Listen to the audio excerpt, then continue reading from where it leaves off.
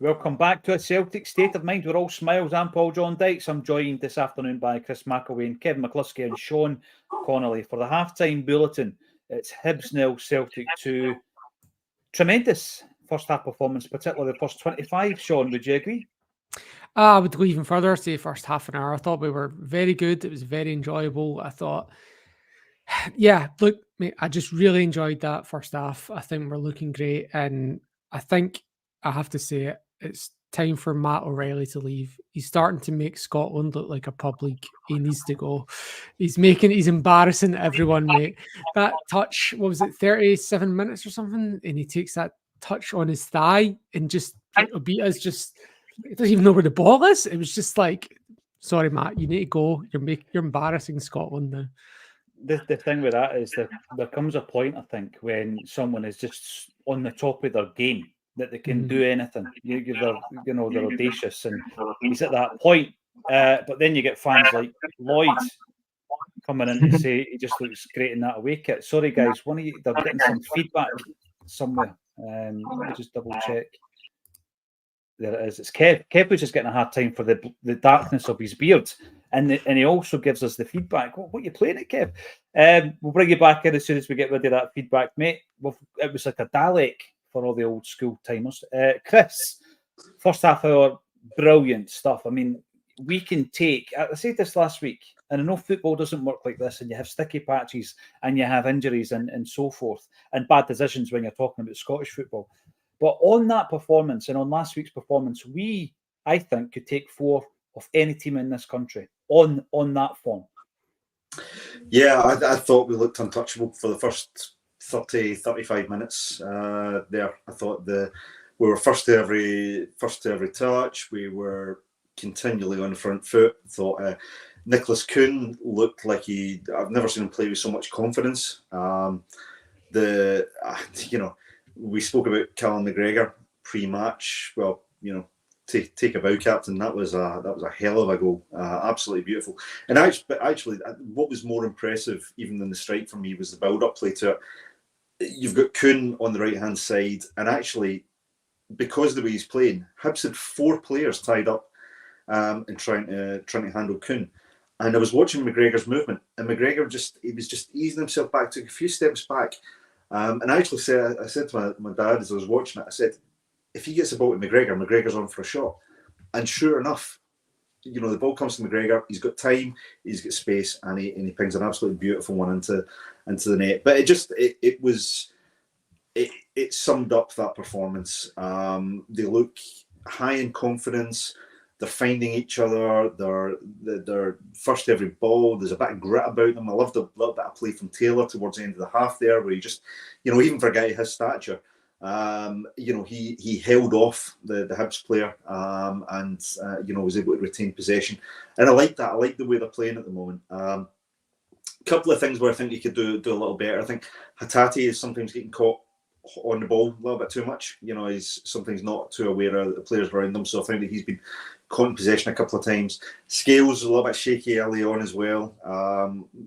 Didn't seem to be quite up to speed, but I think he's grown into the game a wee bit more. Although again, the criticism is if he can get the ball moving quicker. I think it'll suit our play and suit Kyogo in particular. I'm Kyogo's biggest fan, but come on, you got to burst the net with that chance he had. That was a guilty chance. But do you know what? For all those very, very minor criticisms, I think it's been one of the best first halves I've seen from a Celtic team in a long, long time. I thought they were excellent, and I'm confident my 4-0 prediction will stand. I'm going to try and bring Barabbas back in. Let's just see if we're going to get any feedback. There he is. How you doing, mate? How you sounding? I'm just happy that I'm getting slaughtered for my beard at half time. A wee bit just for me. The thing is, Kev, a wee bit just for me. A wee bit. This is Sparta, mate. It is. If people wind you up, it's because they like you. Never forget that. Simon Fideni. I said at half time with that one that there must be a lot of people that like me then, because I get wound up quite a bit. Simon Fideni Callum McGregor. I want to talk about the goals, obviously, and some of the other performances, because we've touched on Matt O'Reilly. There's an interesting point coming through here in relation to O'Reilly, that he was visibly frustrated at some of the decision making. It gets to the point, I think, at times, Kev, whereby you do have players, hitting some kind of peak where the confidence is flowing, and they might even be a wee step ahead of some of their teammates. And I think Kyogo suffered a wee bit of that in the first half as well. Some of his runs, he was becoming frustrated when we weren't finding him. I think we've seen that with a few players over the last couple of seasons. I'm going to think of Rio Hatate, Kyogo, and now Matt O'Reilly falls into that category. That just, like Sean said, unfortunately, Matt's completed Scottish football. He's making a mockery of it now with some of the things he's doing. That touching the thigh, just his general play. He's playing passes with outside his foot, almost not even looking. It's very nonchalant. It's too easy for him.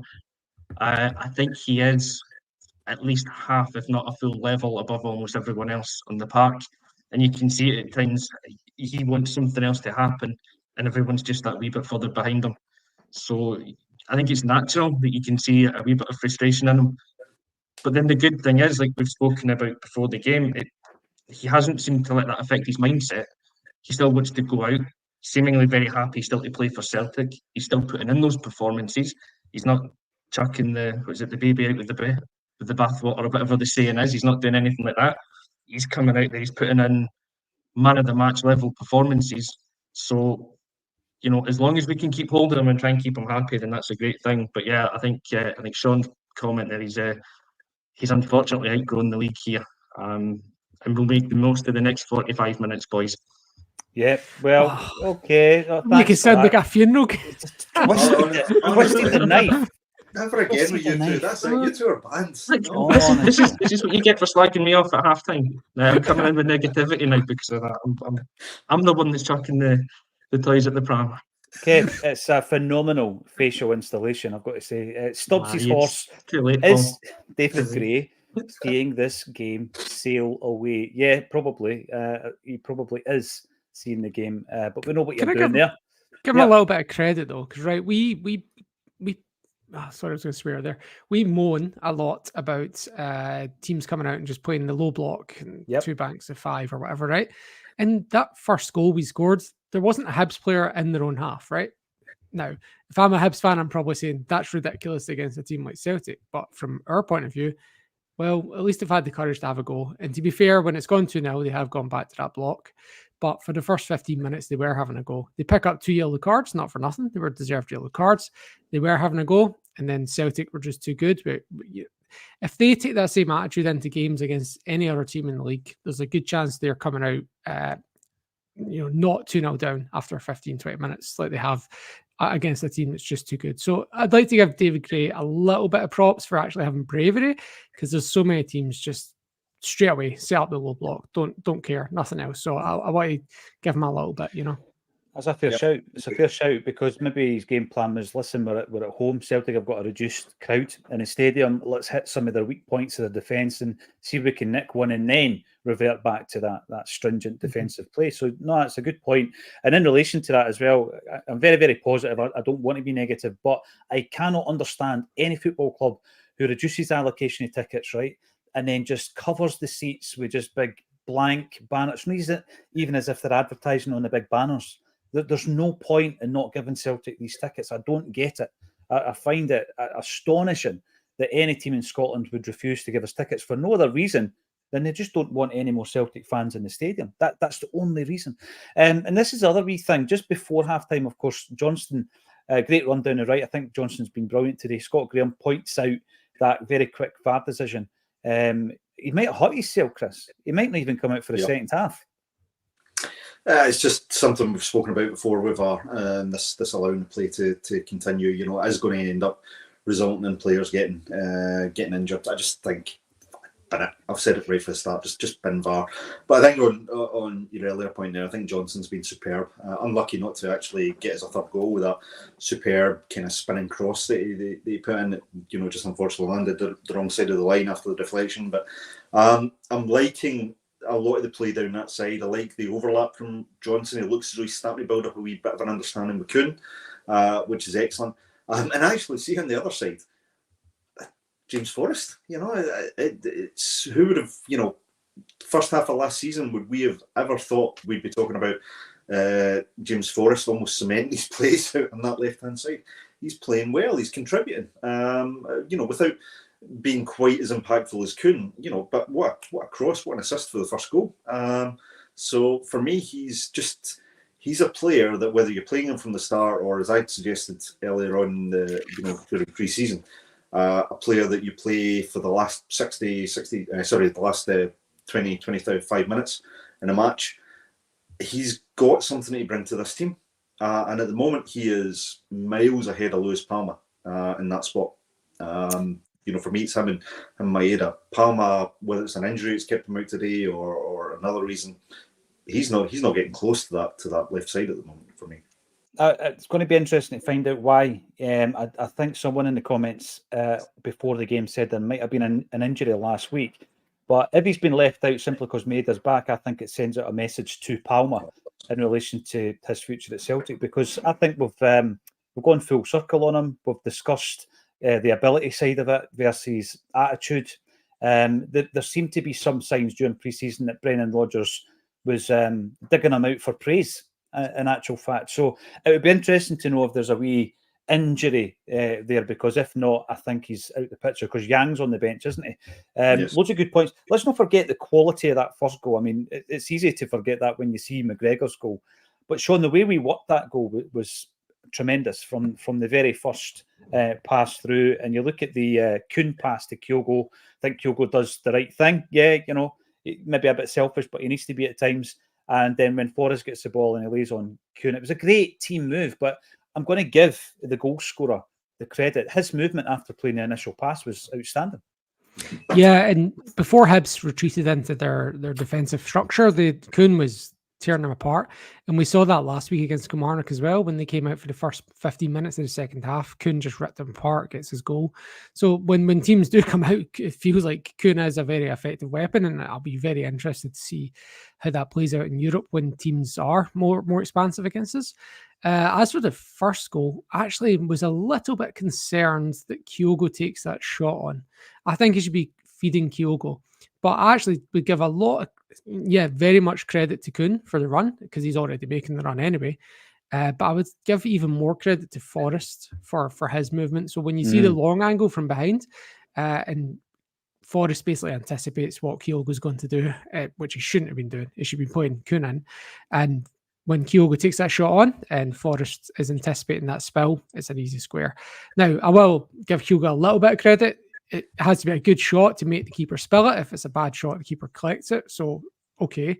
But I still think it's a bad decision. And there was one later in the half as well where Kyogo takes a shot on from the edge of the box when he should be trying to find the pass. And I wonder if Kyogo's kind of, I don't know if it's the change of agent thing or if it's maybe just because he's not scored an away goal in 10 months, but it feels like he's a little bit in his head at the moment with taking those on.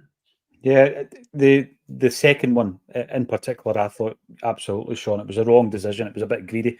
Calmac, what a stoter, to use a well-known Scottish/Glaswegian phrase. Anyone in Costa Rica who doesn't know what that means, I'm sure someone in the comment section will put you right.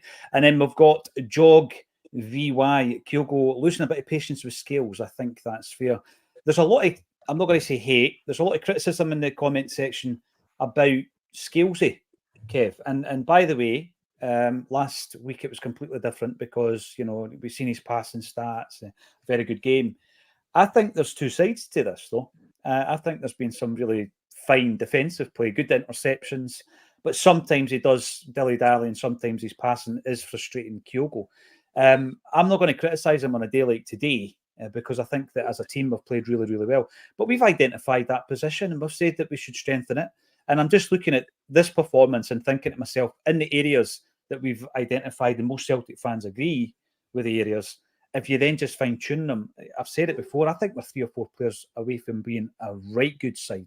I mean, if we can do this to just about any team domestically, if we just improve it with that wee bit of quality in these areas in the park, Kev, we could be frightening. Yeah, definitely. We're not that far away from being a pretty good team. It's one that can definitely hold their own in Europe. And we've been saying since the beginning of last season that that left-hand side of the defence is definitely an area that needs to be upgraded. Similarly, I'm not going to go on Liam Scales today. I thought last week he was really impressive. You can always argue the toss on the defender having high passing accuracy when he's probably passing to his centre-back partner most of the times. But he was solid last week. He scored one, he almost scored a second. When I'm writing my notes down though for today, the 2 times I've got his name mentioned is when he's given the ball away or when he's been slack. But that's just the nature of what you do when you write down the notes. I'm not every time he gets the ball going to comment, Scales interception, Scales done this.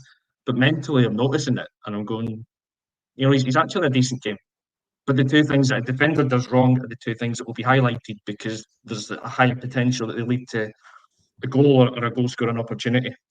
But no, I mean, I think he's done well enough. He'll definitely do us again for another domestic season. But if we do want to improve and progress as a club in the European stage, that left-hand side of the defence is somewhere we do need to look at upgrading.